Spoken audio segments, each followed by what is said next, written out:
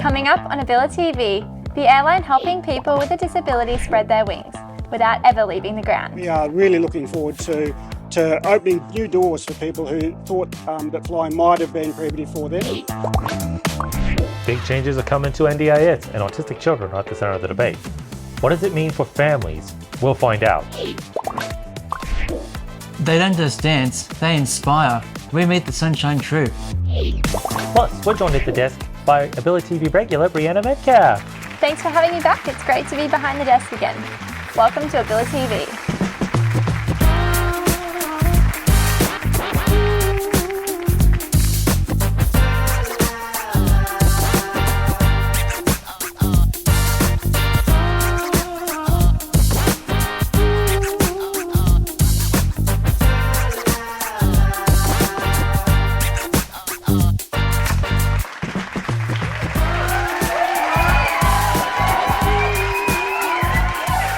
Welcome to Ability TV. I'm Cooper. And I'm Brandon. And we've got another massive show lined up for you. But before we get into all that, we gotta give a big season 2 welcome to Brianna Metcalf. Thanks so much for having me back. It's great to be back behind the desk again. And it's great that the show is weekly now. That it is, and thank you, Brianna, for rejoining us again. Now, we drop a new episode every every Monday night. So make sure you follow us on social media so you won't miss out. Brianna, you've become a regular face at Ability TV. We haven't seen you for a while. What have you been up to? I've been really busy. I'm in my 6th year of studying law at uni part-time, so that's been really great. And then also helping to develop the disability services plan with my local hospital. Not to mention some partying in between, which has been really fun. And we had Law Ball recently as well, so that was And great. from what I've been hearing, you're working on a pretty cool story for Ability TV. I am. I might or might not be climbing a bridge very soon. Wait, really? Well, I can't wait to see that. Now, for many, the thought of flying can be stressful and or overwhelming, but a new program from Virgin Australia and Adelaide Airport can change that. Try Before You Fly gives people the chance to participate in every part of the journey, from checking in to boarding, but the wheels never leave the ground. Fran Johnson has the story.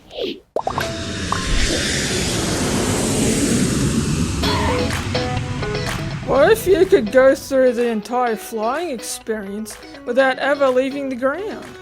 That's the idea behind Try Before You Fly. It's designed to help people with disabilities the chance to experience the full air travel journey in a safe and supportive environment. From check-in and security to boarding and sitting in the aircraft, every step is designed to reduce anxiety and celebrate each achievement.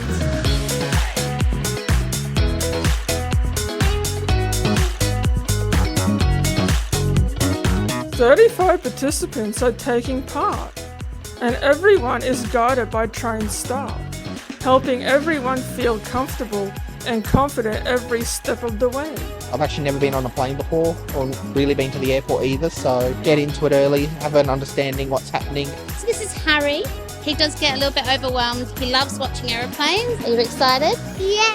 I'm definitely feeling nervous, but I'm definitely feeling excited as well. I've flown when I was more of an able-bodied person, so it was actually a learning experience for me. What Virgin and the airport offer from an accessibility point of view.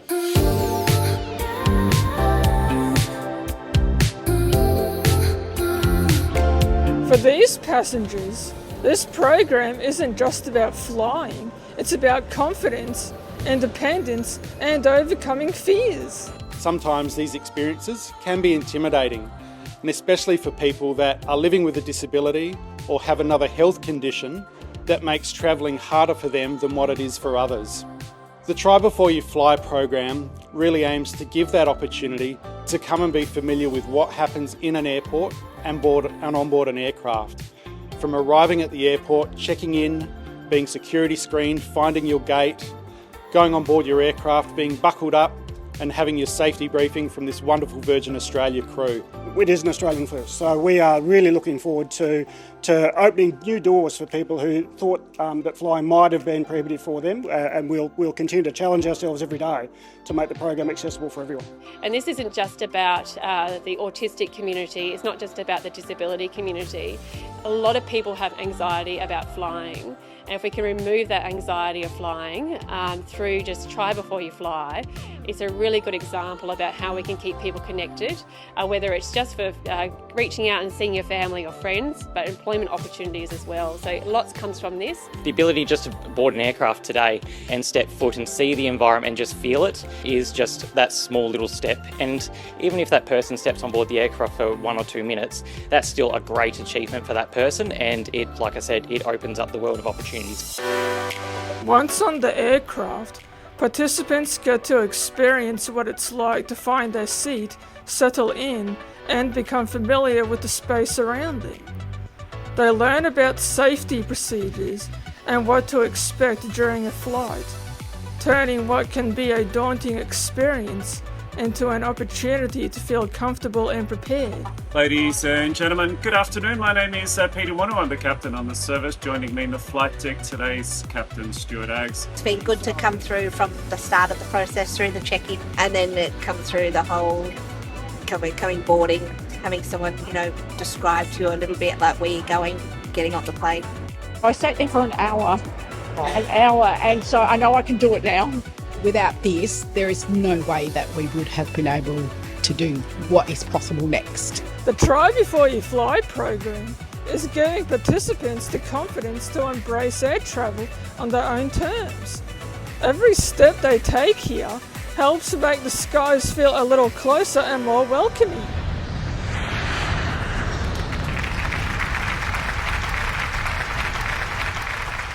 What a great program. It really is. Transport can be challenging for some, but I love how this is opening doors to people who might have thought flying was out of reach. And a really big special mention goes to Fran, who was able to report on that story from a very busy airport. Still to come on Ability TV, we have an in-studio performance from the Sunshine Troupe. But up next, the NDIS Autism Overhaul. What does it mean for disabled Aussie kids? This is Ability TV.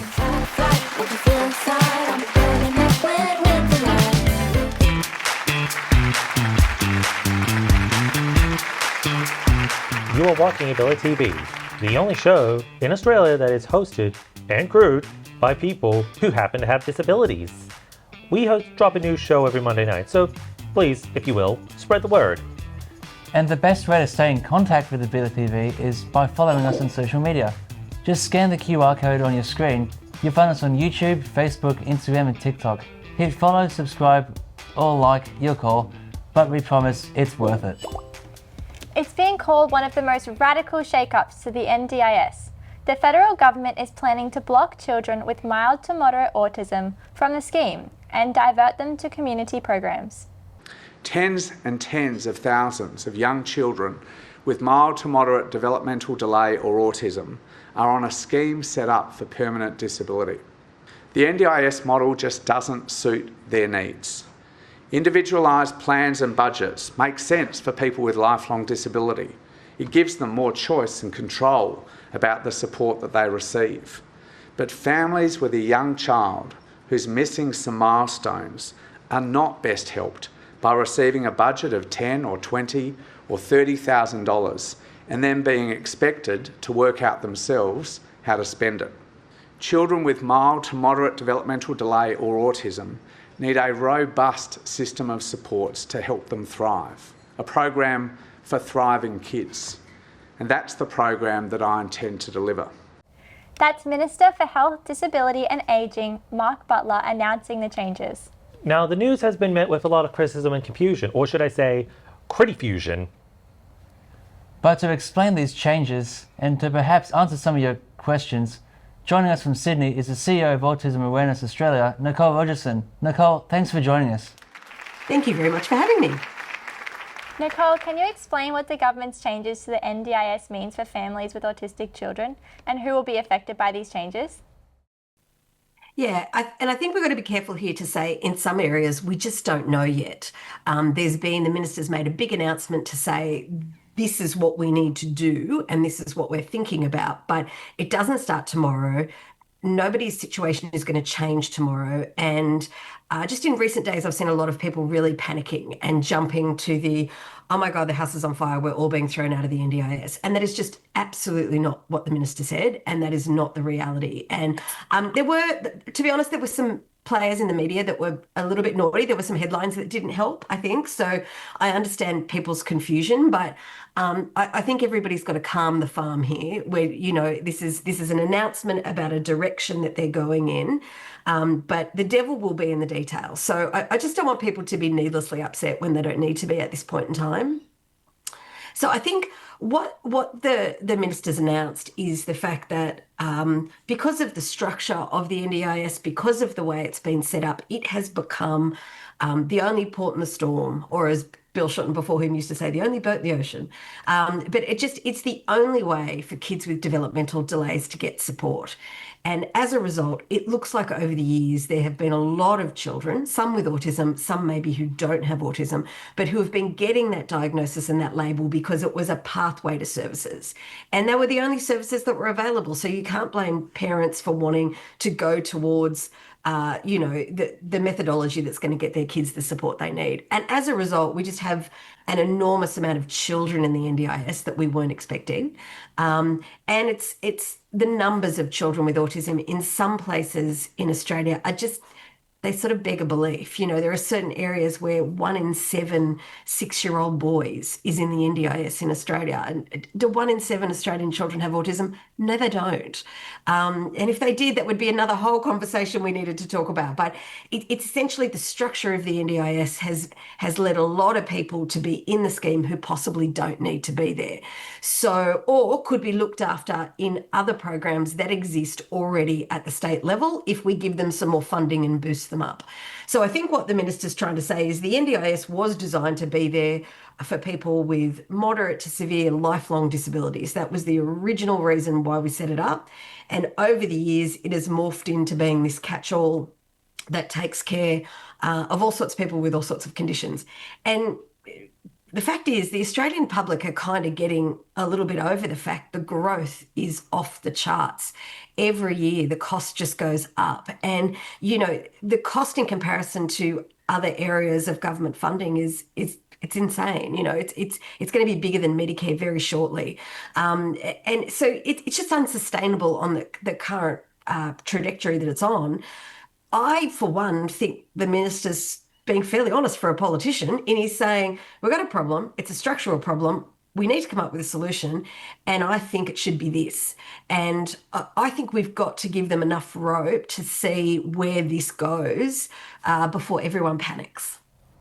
Do you think the new Thriving Kids scheme will provide the same quality and level of services as the NDIS? Possibly. I mean, I don't know. Look, they're not going to replicate little state-based NDISs, so it won't be the same. But at the moment, I think you have to remember that at the moment, that even if your child gets into the NDIS, that's only one step. You then get some individual funding to go and spend somewhere that you have to figure out what that is and whether it's good and whether it's good quality. So parents often just get thrown into this system that they have to navigate to try and find services that may or may not be appropriate for their child. And they sort of become an expert here. So it's not like you get the funding and then you get taken on this sort of special pathway where, everybody's guiding you with what you need. A lot of parents are just left onto the open market. Some of the stuff they might have been purchasing would have been good, but some of it would have been very poor quality with very little evidence. So not only is Australia spending a lot of money on the NDIS, we're not even sure it's buying kids the stuff that the kids need.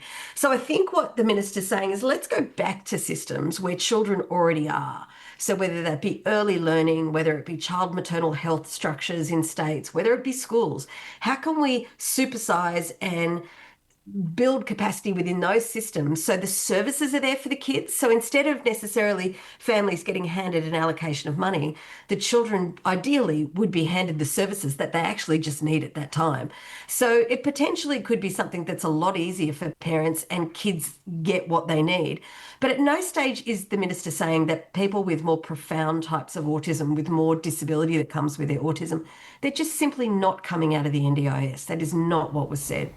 What advice do you have for families during the transition period, and what would you like to see in the final design of Thriving Kids to make sure autistic children aren't left behind?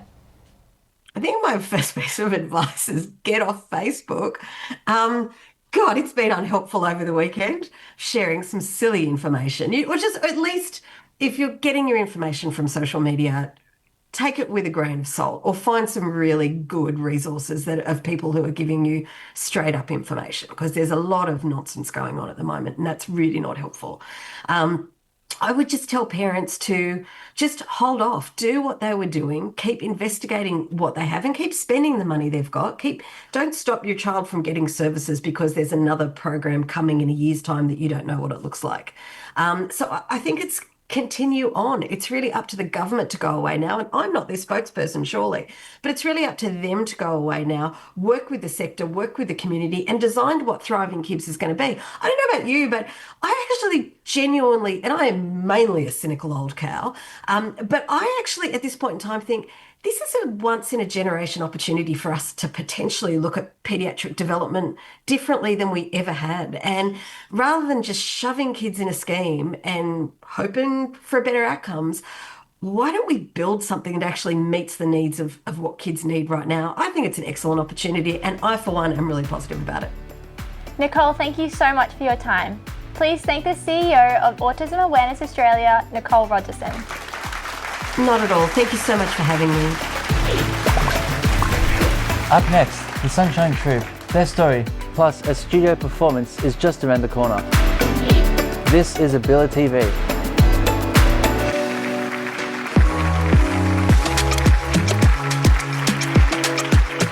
Their slogan is passion, inclusion and excellence. The Sunshine Troop is a performing arts group dedicated to creating inclusive communities through dance. As the name suggests, the Sunshine Troop is based where I come from, the Sunshine Coast, and their goal is to inspire inclusion in their community and beyond. The Sunshine Troop is a performing arts group specifically for adults who are living with disabilities. They want to be known for their art. They want to be known for the art that they deliver, not for their disability. My name's Wendy and I'm the creative director of the Sunshine Troop.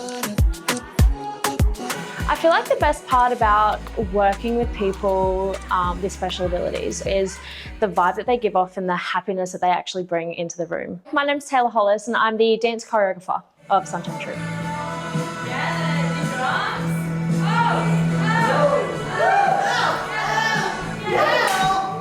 So when I work with Sunshine Troop, my day pretty much starts off with Pilates. So we always like to start off with just moving our bodies and warming up our muscles.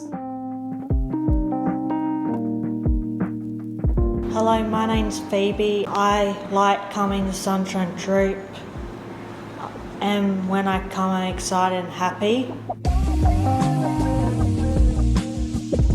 I think Sunshine Troop means to me is family, caring, loving, passionate, creative, happiness. For me is a good outlet for my passion, which is dancing and acting. The families of the troupe really wanted the performers to be able to have a chance to express themselves in the way that they were the most comfortable, which was through the performing arts. They also wanted for people to be able to put their stories out into the world. I feel like us as humans in general, we're very creative species as well.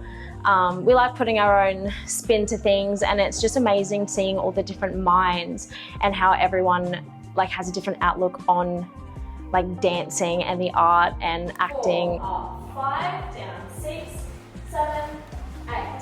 The art helps you to reconnect with yourself and with your passions. I love it so much. I feel like it's very a creative environment where everyone is to be who exactly like they are. I have been to Sunshine Troop about 14 years. It was an amazing group. They told me how to do more dancing, more screenplays, drama and acting, and I love it so much. Hello, my name is Katie and I really love Sunshine Troop, making new friends, and also I like lyrical and hip-hop dances. Art is a way of expressing yourself. My approach or my philosophy on education is very much about collaboration and helping people to really understand themselves. And you can slide and look through. For me, the Sunshine Troop represents family. It's amazing. It's good. It's so happy.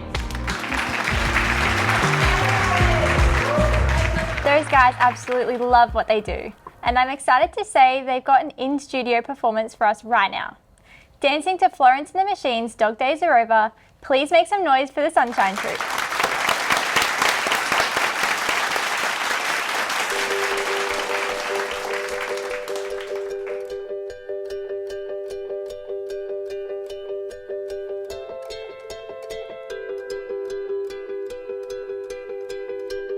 Happiness hit her like a train on a track.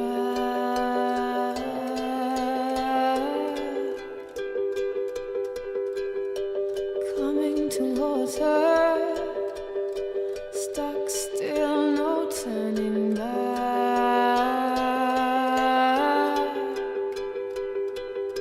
She hid around corners and she hid under beds.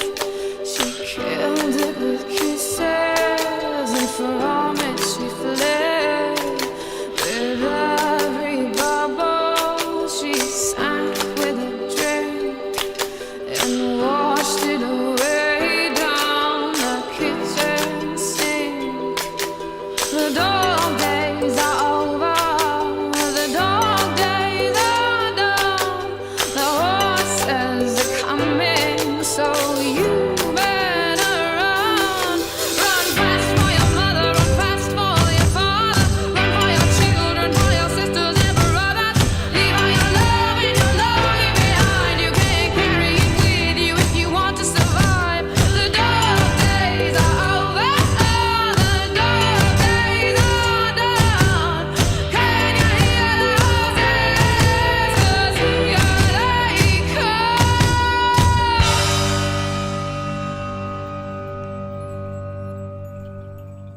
And I never wanted anything from you except everything you had and what was left after that too. Happiness, I hit her like a bullet in the back.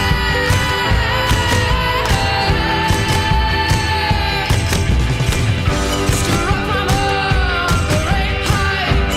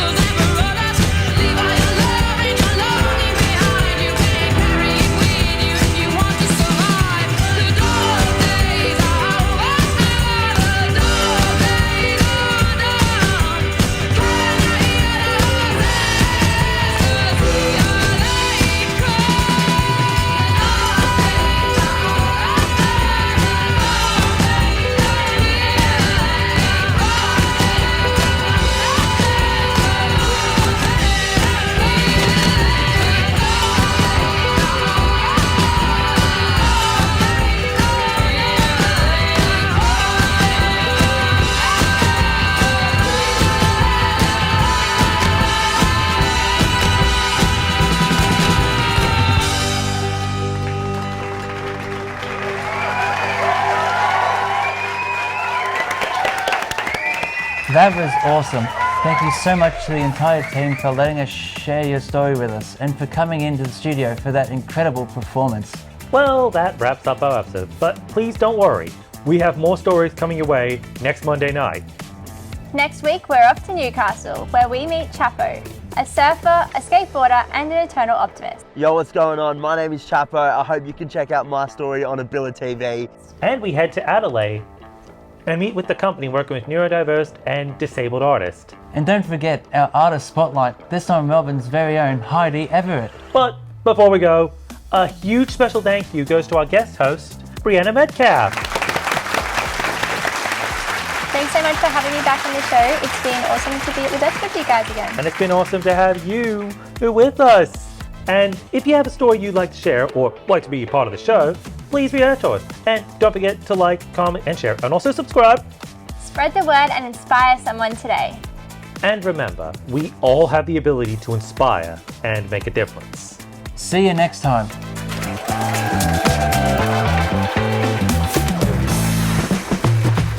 AbiliTV is produced by Trending Media Australia in partnership with ROPE.